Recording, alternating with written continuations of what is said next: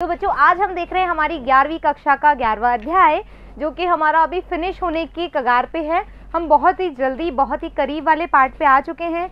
आशा कर रही हूँ कि जो पूरा चैप्टर हम पढ़ रहे हैं आपको समझ में आ रहा है। नहीं कुछ बात समझ में आ रही तो आप कमेंट कर सकते हो इजीली। तो आज हम देख रहे हैं भाग 10, जिसमें हम देखेंगे खनिज पोषक का उद्ग्रहण एवं संचरण। क्योंकि अपन ने वाटर के बारे में तो पूरा पढ़ लिया कि वाटर का ट्रांसपोर्ट कैसा होता है, लेकिन व्हाट अबाउट द मिनरल्स, हमारे जो खनिज पोषण तत्व है वो कैसे हमारे प्लांट तक पहुंचते हैं। तो बच्चों वैसे तो आयंस का जाना ट्रांसपोर्ट में ही आता है। एक्टिव ट्रांसपोर्ट के अंदर हम पढ़ते हैं, सक्रिय जो ट्रांसपोर्ट होता है उसमें ही आयंस जाते हैं, चाहे वो कैसे भी आयंस हो, लेकिन बहुत सारे तरीके भी होते हैं, वो ही आज हमें इस पार्ट में देखने हैं। खनिज पोषकों का उद्ग्रहण संचरण। पौधे अपनी कार्बन व अधिकतर ऑक्सीजन की आवश्यकता की मात्रा जो है वातावरण में उपलब्ध कार्बन डाइऑक्साइड से प्राप्त करते हैं, ये तो हम सभी जानते हैं। हालांकि उनकी शेष पोषण की आवश्यकता हाइड्रोजन हेतु मृदा से प्राप्त जल व खनिजों से पूरी होती है। यानी कि जाइलम का जो काम था, बेसिक काम है ना, जो एक मेन वर्क होता है, उसका क्या काम था, वाटर को ले जाना। बट फ्लोएम क्या कर रहा है, फ्लोएम और जाइलम दोनों, जाइलम और फ्लोएम, हम अभी तक पता है आपको, अभी तक हम एग्जैक्टली नहीं बता पाते हैं कि जाइलम कौन से खनिज तत्वों को ले जा रहा है, फ्लोएम कौन से खनिज तत्वों को ले जा रहा है। दोनों एक साथ मिलकर के काम करते हैं प्लांट के लिए कि ट्रांसपोर्ट हो सके मिनरल्स का, वाटर का, जो भी उनको चाहिए होता है, जो उनकी रिक्वायरमेंट है, सारे न्यूट्रिएंट्स जो हैं प्लांट को चाहिए होते हैं, जाइलम फ्लोएम दोनों मिलकर के देते हैं। ठीक है।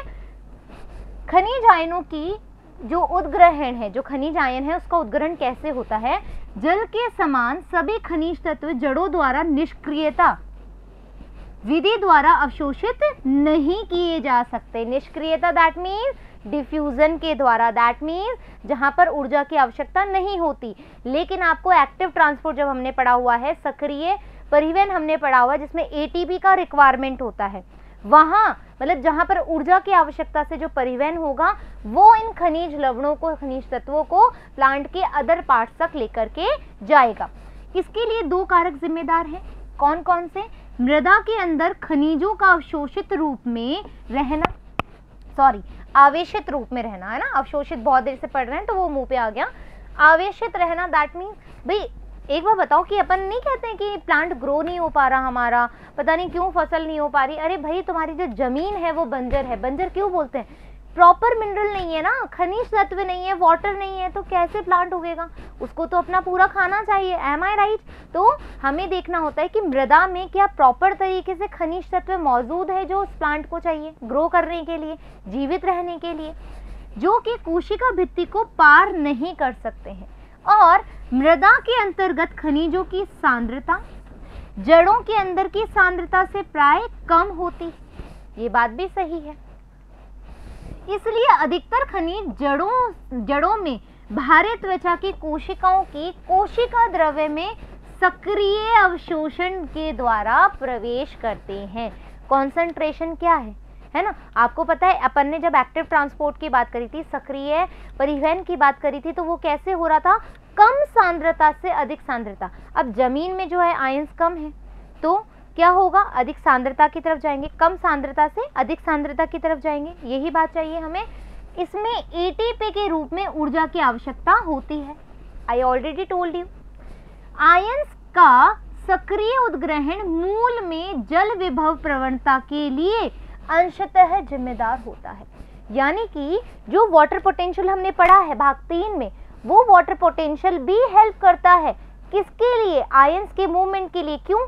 क्योंकि हमने बोला था वाटर है ना, और हमने जब चैप्टर पढ़ा है तो तुम्हें पता है कि जो वाटर है वो आयंस को बहुत ज्यादा प्यार करता है ना। जो भी मॉलिक्यूल्स होंगी, जैसे यूरिया हो गया, है ना, जैसे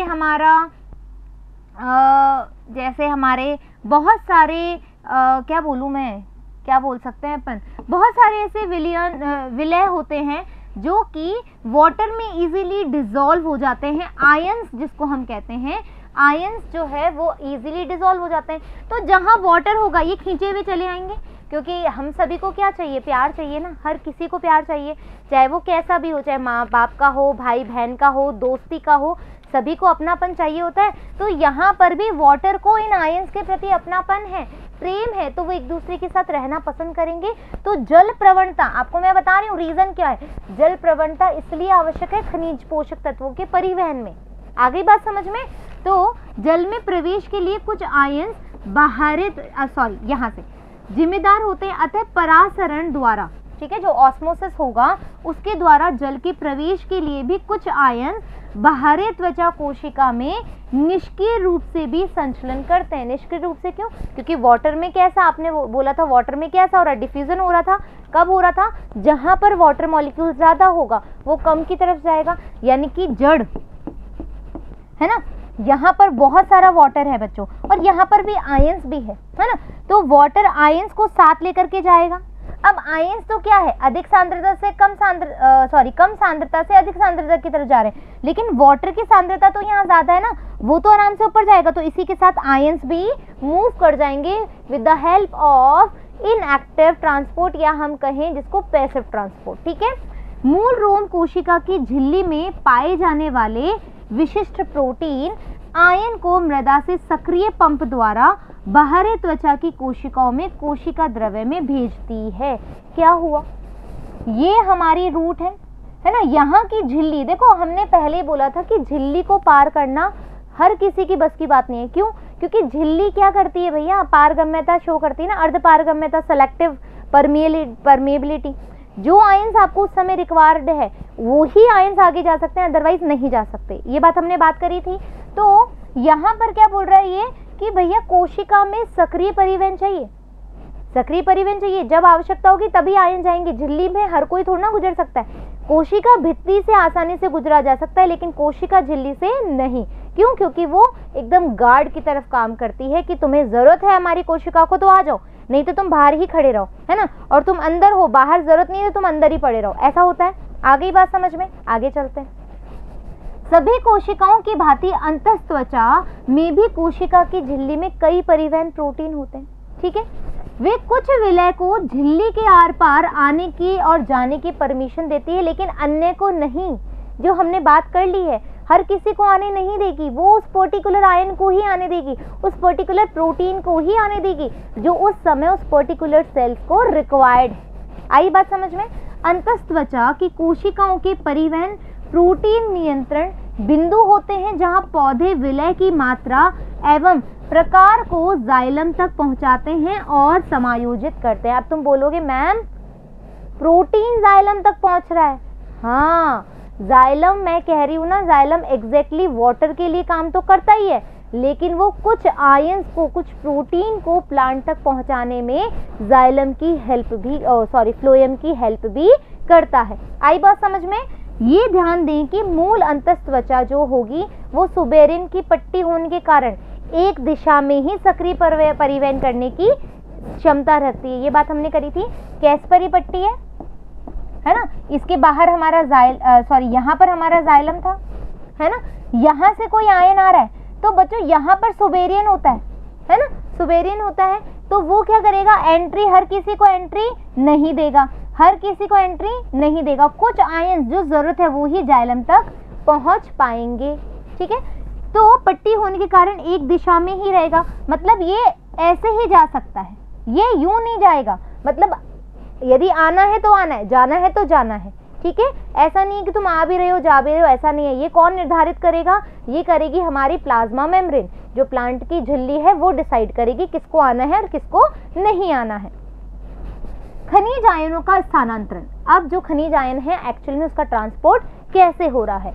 और जब आयन सक्रिय या निष्क्रिय उद्ग्रहण से या फिर दोनों की सम्मिश्रित प्रक्रिया के माध्यम से जाइलम में पहुंच जाते हैं। क्या बोला मैंने कि अब आयन सक्रिय और निष्क्रिय, मतलब एक्टिव और पैसिव दोनों ट्रांसपोर्ट से कहाँ पहुंच गए भाई, एक मतलब एक डेस्टिनेशन पे पहुंच गए कि हमने जाइलम फ्लोएम तक पहुंचा दिया, अब तुम आगे अपना काम करते रहो। तब उनका परिवहन पादप तने में, मतलब जाइलम में पहुंच गया, है ना, जाइलम में अपने पास खनिज आयन आ गए, वाटर आ गया। अब यहाँ से तुम तने के द्वारा इस पत्तियों तक पहुंचाओ, फिर तने से पत्तियों तक पहुंचाओ, ये काम करना स्टार्ट हो जाएगा। खनिज तत्वों के लिए मुख्य कुंड जहाँ पर सारे खनिज तत्व प्रेजेंट है, वहां से अपन कहते हैं ना कुंड का पानी है, बहुत सारा पानी है, लोग इसी से पानी पीते हैं, लोग इसी से, अब पूरा गांव जो है इसी कुंड पर निर्भर है या इसी कुएं पर निर्भर है। तो वैसे ही ये कुंड जो है वो पौधे में पाया जाता है, जो खनिज लवणों और पानी के लिए रिस्पॉन्सिबल है कि यहीं से हमें पानी और यहीं से हमें खनिज तत्व मिलेंगे और अन्य पादप भागों तक पहुंचेंगे। तो पौधों की वृद्धि का क्षेत्र होता है, यही कुंड होगा।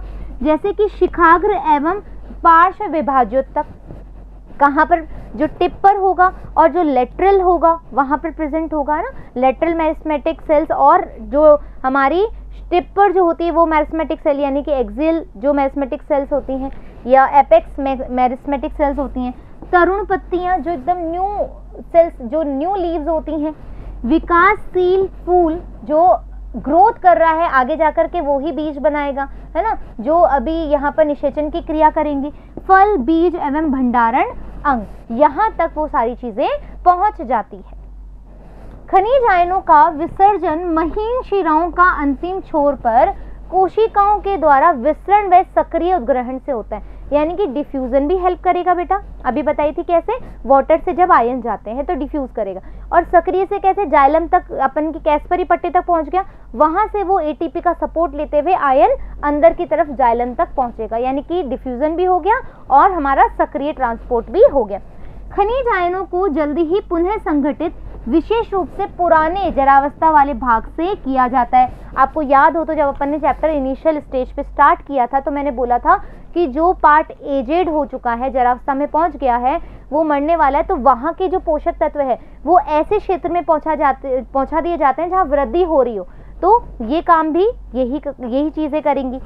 पुरानी व मरती हुई पत्तियां अपने भीतर के खनिजों को नई पत्तियों में निर्यातित कर देती है, ये अपन ने बोला ना, निर्यात कर देती है, वहां पहुंच जाता है।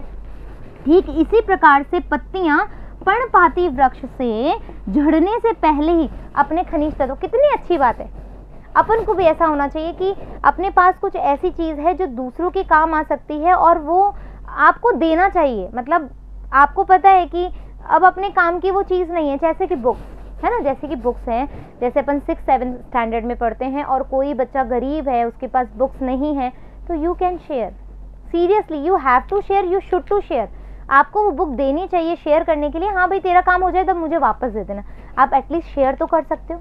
जैसे आपके कपड़े पुराने हो गए हो और आपको नहीं काम आ रहे, आपको छोटे हो गए हो, तो आप किसी नीडी पर्सन को दे सकते हो। आपके घर में आज 5 रोटी बनी है और आपने 3 ही रोटी का यूटिलाइजेशन किया है, तो 2 रोटी फेंकने की बजाय आप किसी गरीब बच्चे को दे सकते हो जिसके पास अभी भोजन उपलब्ध नहीं है। जब पौधे ऐसा देखो, पौधे तो हैं ही सबसे बड़े दाता, सीरियसली हमारी प्रकृति दाता है, तो पौधे भी सबसे बड़े दाता हैं, सब कुछ देते हैं अपना, हर एक पार्ट को तुम यूटिलाइज करते हो, चाहे वो स्टेम हो, चाहे वो रूट हो, चाहे वो फ्रूट हो, चाहे वो सीड्स हो, एवरीथिंग। तो why not you are why not me, है ना। हम सभी को क्या करना चाहिए, इस तरह का कार्य करना चाहिए जो एक दूसरे के लिए हम एक सपोर्टिव सिस्टम बने। ऐसा नहीं है कि बस मैं अपने अपने बारे में सोचूं, नहीं, हमें अपनी ही नेचर से कुछ सीखना चाहिए, हमें अपनों से कुछ सीखना चाहिए जो अच्छे हैं। ये मत सोचो कि नहीं ये तो मेरा है, इसमें कुछ नहीं रखा, सीरियसली कुछ नहीं रखा। चलो anyways, come on the topic. So झड़ने से पहले अपने खनिज तत्वों को अन्य भागों को दे देती है। आई बात समझ में। जो पदार्थ प्राय त्वरित संचारित या संगठित होते हैं, जो बहुत जल्दी से इकट्ठे होते हैं, अक्यूमुलेट होते हैं, जैसे फॉस्फोरस हो गया, सल्फर हो गया, नाइट्रोजन हो गया, पोटेशियम हो गया, ये बहुत जल्दी अक्यूमुलेट होते हैं, इकट्ठे होते हैं। कुछ तत्व जो कि संरचनात्मक कारक होते हैं, जो स्ट्रक्चरल फैक्टर्स होते हैं, जैसे कैल्शियम, भाई कैल्शियम नहीं हो, जैसे हमारी बॉडी में भी कैल्शियम बहुत ज़्यादा रिक्वायरमेंट होता है, हम मूव नहीं कर सकते, है ना, एम आई राइट, पुनः संगठित नहीं किया जा सकता है, तो कैल्शियम बहुत ज़्यादा ज़रूरी है उस प्लांट के लिए। जाइलम स्राव का विश्लेषण है और यह दर्शाता है कि कुछ नाइट्रोजन अकार्बनिक आयनों के रूप में तथा इसका अत्यधिक भाग कार्बनिक अमीनो अम्ल व संबंधित कार्बनिक रूप में ढोए जाते हैं।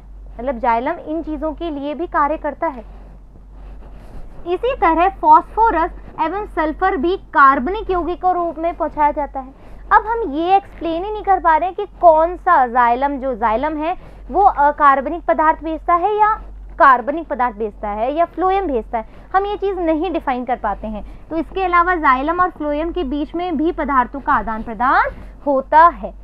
ठीक है, इस तरीके से आज हमने जो है इस पार्ट को भी कंप्लीट कर लिया है। आशा करती हूँ, देखो अब जो चीज़ें हैं ना बहुत ईजी हो जाएंगी। क्यों? क्योंकि हम बहुत ही इंपॉर्टेंट पार्ट जो है पढ़ के आ चुके होते हैं इस चैप्टर का। तो ये चीज़ें मुझे नहीं लगता कि ज़्यादा हार्ड एंड फास्ट है या आपको लग रहा है कि मेरा सब ऊपर से जा रहा है। It's a very easy to learn, easy to understand. ठीक है, तो जल्द ही मिलेंगे अपन नेक्स्ट टॉपिक के साथ। जब तक धन्यवाद।